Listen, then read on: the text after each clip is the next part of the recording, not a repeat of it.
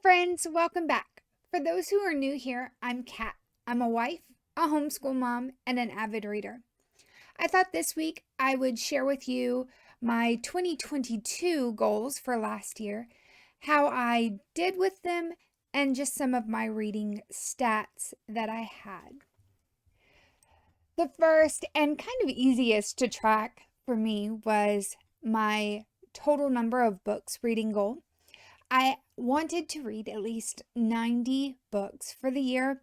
I read 107 books with reading 3,000, I'm sorry, with reading 35,106 pages. When I break that up between the different genres, that's 1 memoir, 5 horror books, 6 thriller books, 7 mystery books, 8 sci-fi, 8 historical fiction, 9 graphic novels, 16 romance, 18 contemporary, and of course, my always favorite, 29 fantasy books. For me, this just was a whole lot of fun. I really enjoyed most of the books that I read, and in a minute, I'll get into some of my favorites and least favorites for the year. Another goal that I had with that was to read 22 books that were already on my shelves. As you can see, the shelves behind me, I have a lot of books. Not all of them have I read. And so for 2022, I really wanted to push myself to read some of those books that I owned without just going out and purchasing new books all the time or just borrowing from the library. I did want to read what I had and be a good steward. So when I went back and counted, I had 19 books that I read that I had not read before that were on my shelves before January 2022. I read 26 books off of my shelf, including some rereads. Like I reread the Twilight series. I reread a couple of Brandon Sanderson's sci-fi series to read the final or the most recent in that series. And I reread Discovery of Witches. So when you add those in, 26 total, 19 that I had never read before. One of the things that made tracking my genres a little more fun last year was my genre blanket. With that, I had a kind of a cheat sheet here with the genres and colors that I use to crochet. I used 2 rows of the linen stitch per book per genre or for this genre. So I had Royal for sci-fi. I had Forest for this green color for fantasy. I used Gray Mist, a really light gray color for mystery. Gray Beard for thriller. Red for horror. This one was just a dark purple for romance. A medium blue for contemporary. Light sage for historical fiction. A color called Spa, kind of a lighter version of that light sage for graphic novels.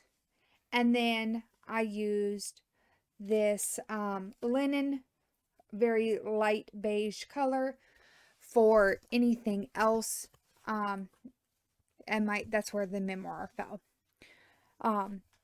So when I look at my blanket, that's the end. Okay. So as we go through, here was January's books, February's books, March's books, April's books, May's books, June's books, July's books, August's books, September's books, October's books, and then here is November and December. I did not do as well marking the difference between those. I had a lot of fun doing this. This will be a great blanket to curl up under during the year while I'm reading. The only other thing I might do with this one is do a border around the whole thing. I just haven't decided what color I'm going to use if I'm going to do a border.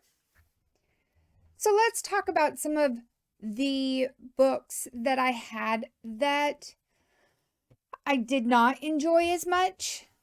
I can see them being great books for certain readers. They just weren't my favorite for the year. The first one is The Unseen World by Liz Moore. This book is it starts out in 1980, following a 12-year-old girl named Ada who is homeschooled by her father, who works in the computer sciences at one of the colleges in Boston. I was really interested in this one, a lot because of the little blurb on the back. It just says, the moving story of a daughter's quest to discover the truth about her beloved father's hidden past. This one is kind of a mystery. It does have that mysterious element to it of not knowing exactly what's going on. It has a little bit of sci-fi feel, that because they're working with artificial intelligence, and it's got a lot of literary elements, very descriptive in the book. For me, though, it kind of fell flat. I really enjoyed it, don't get me wrong, but I have a hard time describing it to even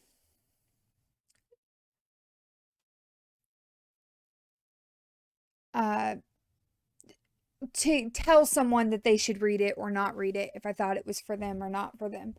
I don't remember a whole lot about the plot, other than she has this computer that her father designed that was like the very beginning of artificial intelligence, that she would send like diary entries almost to this computer, and it would learn syntax, and it would learn how people talked, how language changed during the 20 years that the book takes place. For a while, the doctor's or the father's students were doing the same, and so it kind of grows this vocabulary. Overall, there were a lot of really cool ideas in it. It just kind of fell out as a meh for me. And I looked at some reviews on Storygraph, and a lot of people kind of felt the same. I don't know if it's because the synopsis doesn't really guide you on what to expect for this book, or if it's just too many elements trying to come together and not hitting everyone right. There on Storygraph, it has a 4.1 star rating. And so there are a lot of people who really liked it. It seemed to be, for the majority of people, it was either a 5-star or a 3-star. A lot of us could see the good and could appreciate what the author was putting out. The book is well written. It just didn't strike all of us as an amazing book. There is a big twist at the end for some people that did bring that star rating up, but for some of us, it was just, okay. So, The Unseen World, good book if you like literary, if you like mysteries, if you like kind of ending the book not necessarily knowing exactly what goes on, or at least that's how I felt. Not a bad book, very well written. I just was left puzzled at the end, and even to this point, almost a year later, I couldn't put my finger on what exactly the plot was, or even really give a good description of why I liked parts and not other parts. The other book I'm going to talk about that really kind of fell flat for me for 2022 is The Sea Witch by Sarah Henning. This book is kind of the origin of who we know as Ursula. Or who we would equate with Ursula in The Little Mermaid.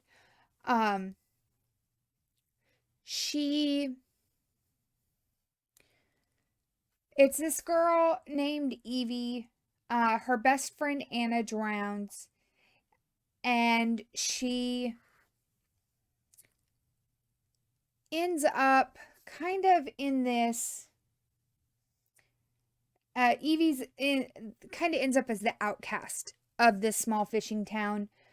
And then all of a sudden, this girl who looks so much like Anna appears. And the girl denies that she's Anna, but Evie just can't let it go that this has to be Anna. And Evie's trying to get her happily ever after with the prince who who his mother doesn't think that Evie is good enough for her son. Evie's not good enough for the queen's son, for the prince, because she's a commoner. This book is very young YA. And for me, that's why it fell flat. If you are a fan of Marissa Meyer, this probably would be a book that you enjoy. So kind of that young Lunar Chronicles feel to it. I enjoyed Lunar Chronicles a lot, and even that year that I read them, I went through all 4 very quickly. And while some of the stuff read kind of young, I was interested in the overarching story plot. Sea Witch, I think for me, I've just kind of outgrown that phase of life. I would probably put this in the hands of my 12-year-old, and she would probably enjoy it.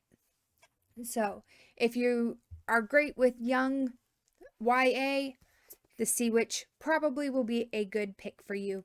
It just wasn't for me, especially with as much adult novels that I lean to for 2022. And now for books that I really enjoyed during 2022 that really stuck with me. And like when I was reviewing through my list, I went, yes, that was one of my favorites for 2022. The first one was Cytonic by Brandon Sanderson. Um, this one is following a young girl named Cinza whose father was labeled as a coward by the community, and throughout her life, her family kind of has ended up as an outcast, and she's been pushed aside. And she decides that she wants to follow her father's footsteps as far as profession. And when she tries to, she ends up getting kind of pushed aside and has a really hard time because of her father being labeled as a coward and everyone thinking that she is going to follow his footsteps.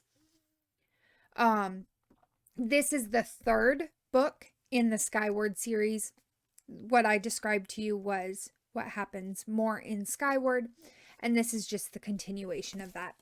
But definitely one of my favorite books for 2022. Cytonic, Brandon Sanderson.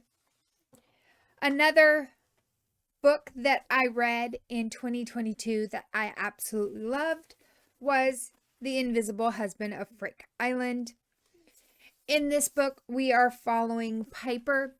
Her husband has had a horrible sea accident and is presumed dead.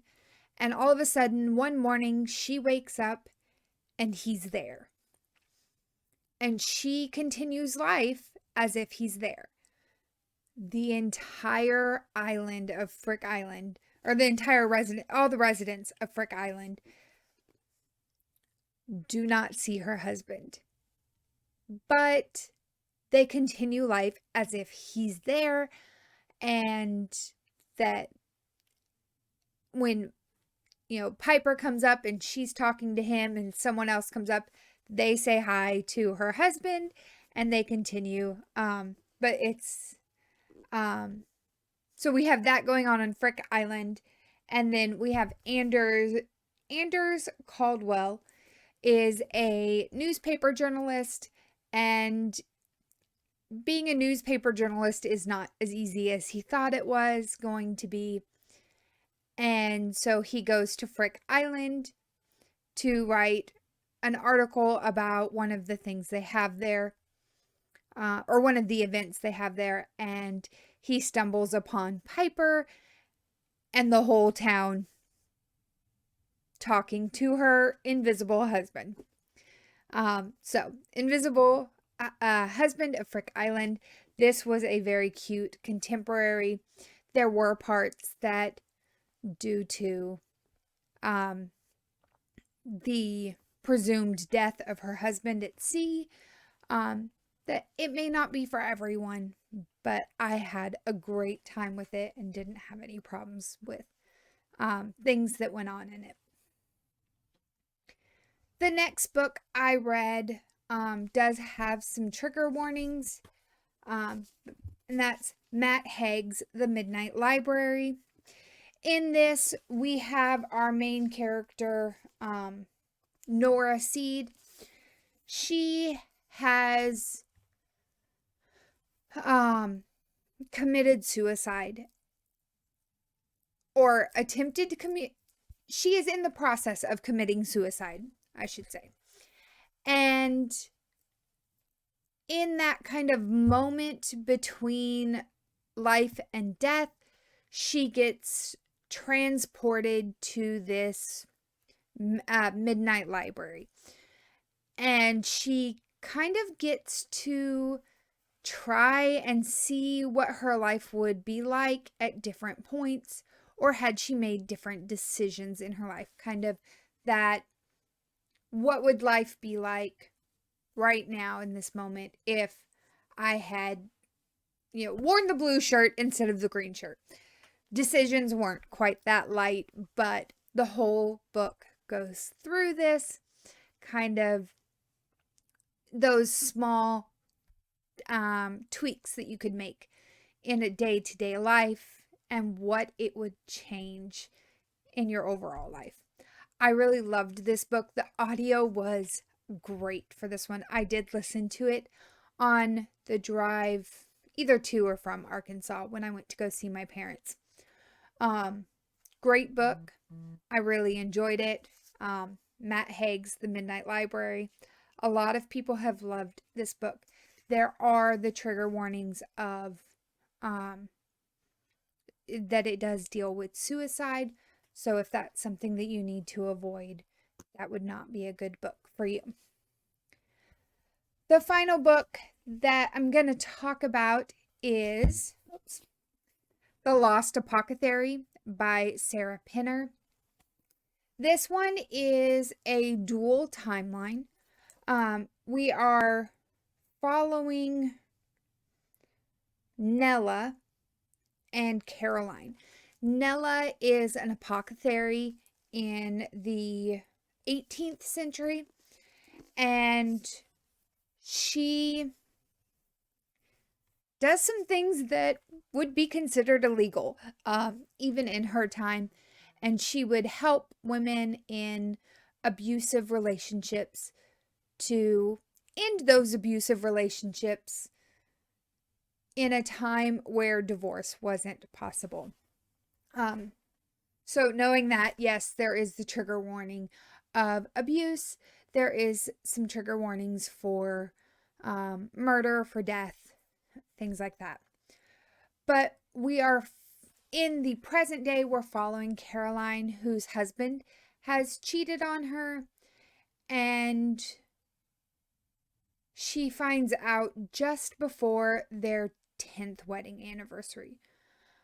And she goes on their anniversary trip on her own, where she discovers this apothecary bottle, which then leads her to Nella and her history. It's a lot of fun, very, very interesting to find out some of these historical pieces and how they fit in, or how things were in this kind of realm of the apothecaries and women apothecaries versus men, and how women's lives were different yet the same as they are now.